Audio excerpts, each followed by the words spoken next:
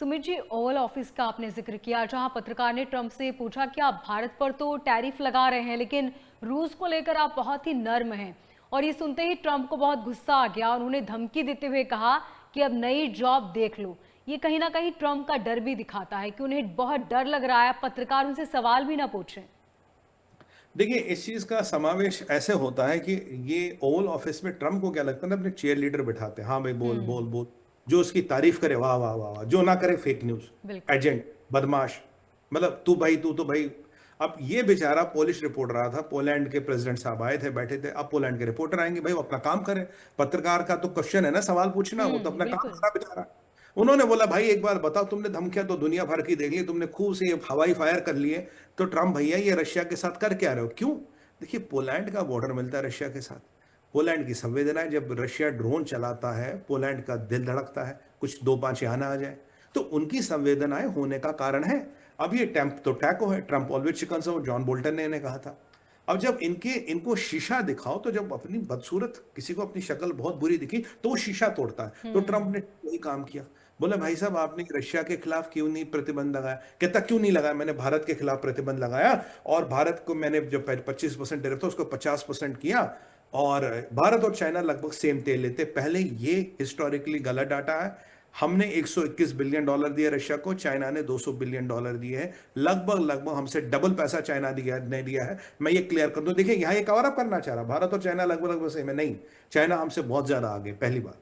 उन्होंने कहा जो मैंने टैरिफ लगाया उससे रशिया को hundreds of billions of dollars का लॉस होगा। तो जरा ये तथ्य भी आप क्लियर कर ले।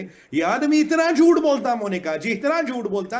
अरे मेरे भाई, 2024 में हमने 54 बिलियन डॉलर का तुझसे तेल ले लिया, तो ये हंड्रेड्स ऑफ बिलियन डॉलर्स का लॉस कहां से हो गया? 54 में हंड्रेड्स ऑफ बिलियन डॉलर्स का लॉस कहां से हो गया? ये इस आदमी की, आपको ये जो झूठ बोलने की क्षमता है, ये इस आदमी की प्रोपेगेंडा चलाने की क्षमता को दर्शाता, वो भी ग्लोबल प्रेस के सामने। क्या आज अमेरिका का राष्ट्रपति ग्लोबल प्रेस के सामने सफेद झूठ बोलेगा?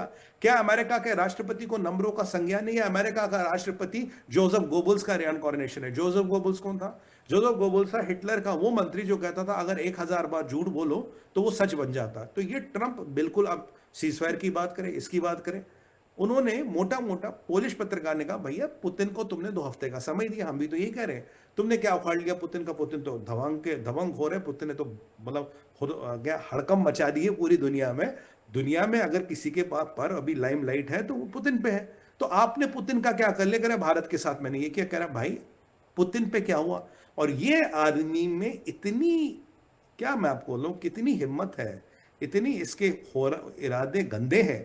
ये कह रहा है ये तो फर्स्ट फेज ऑफ टेरिफ्स है, मैं सेकंड फेज और थर्ड फेज ऑफ टेरिफ्स भी भारत में लगा सकता हूं। ये हमारा आज ब्रेकिंग न्यूज होना चाहिए। कह रहा है सेकंड और थर्ड फेज ऑफ टेरिफ्स भी भारत में लगा सकता हूं। मतलब रशिया का तुम्हारी औकात नहीं छेड़ने की। भाई चाइना से डरते हो?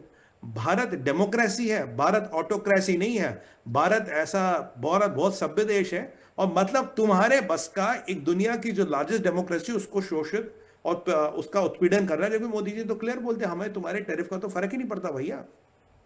इसी संदर्भ में मोनिका जी एक और इंपॉर्टेंट चीज है। कल जो जर्मनी के आए थे हमारे विदेश मंत्री, तो जयशंकर साहब उनके साथ बैठे थे। जयशंकर साहब ने सीधा सीधा एक निशाना लगाया, यहां से सीधा लगा वॉशिंगटन पे। जी। उसी के जवाब में आज इसने ये बोला। जयशंकर साहब कहते हैं भाई प्रेडिक्टेबिलिटी हैज अ डिविडेंड। अगर आप प्रेडिक्टेबल हो, अगर आपका आचार व्यवहार और विचार दुनिया से मिलता तो उसका डिविडेंड मिलता। दुनिया भर के लोग भारत आ रहे व्यापार करने के लिए। जर्मनी वाले बैठे हैं, ये सिंगापुर वाले बैठे हैं, यूरोपियन यूनियन के साथ आपका ट्रेड डील हो रही, आपके जो 16-17 एफटीए वो नेगोशिएट हो रही। दुनिया भारत के पास आ रही विभिन्न चीजों की खरीदारी करने के लिए। कल जीएसटी का आपने देखा, बहुत बड़े आक्रामक डिसीजन आए हैं। उसके बाद जीएसटी की कीमतें बहुत कम हो गई है, जो हम बात कर रहे थे दिवाली पे होंगी, अभी कर दी सरकार ने। तो ये जब चीजें सामने आती है, तो डॉक्टर साहब ने बोला भाई अल्टीमेटली अमेरिका के दर दरवाजे पे इसलिए कोई नहीं आएगा, आप अमेरिका हो। हम यहाँ प्रेडिक्टेबल है। भाई नेटो का आपका मेंबर है जर्मनी, आपका मित्र है जर्मनी, आज हमारे व्यापार करने क्यों आ रहा?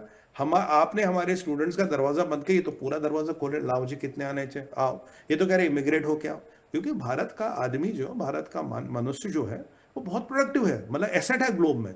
तो उन्होंने कहा भाई ये जो आपका अनप्रोडक्टिव अप्रोच है ये आपको मार रहा है, और आपके अनप्रोडक्टिव अप्रोच के कारण हमारे पास व्यापार आ रहा है, क्योंकि भारत प्रोडक्टिव है, भारत प्रेडिक्टेबल है, भारत व्यवस्था में चलता, भारत संयम में चलता, भारत धर्म और नीति के अनुसार चलता है। जो आपने एक टेरिफ डिक्टेटर बन गए हो आप, आज एक टेरिफ जार भी इन्हें ट्रंप को कहते हैं, टेरिफ जार बन गए हो।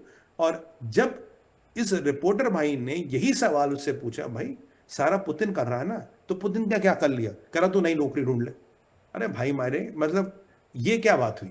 मतलब वही वाली बात है ना कि जब जब बीजिंग में परेड होती है तो बोलते ये सब कुछ नहीं है। बिल्कुल।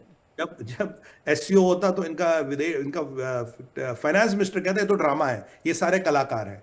मतलब अगर शुतुरमुर्ग होने का अवार्ड दुनिया में हो, शुतुरमुर्ग होने का, शुतुर जिसे कहते हैं ना ऑस्ट्रिच सिंड्रोम जी। इंग्लिश में, अगर ऑस्ट्रिच सिंड्रोम का मोनिका जी अवार्ड हो, तो नोबेल प्राइज मिले ना मिले, ऑस्ट्रिच सिंड्रोम पे ट्रंप को नंबर 1 प्राइज 101% मिलेगा जी। ये तो मैं लिख के दे सकता हूँ, कोई कंपटीशन नहीं इसका। कोई ये पाकिस्तानी इसके सामने पानी भरेंगे आज की डेट में, ये खुद ही आगे चला गया।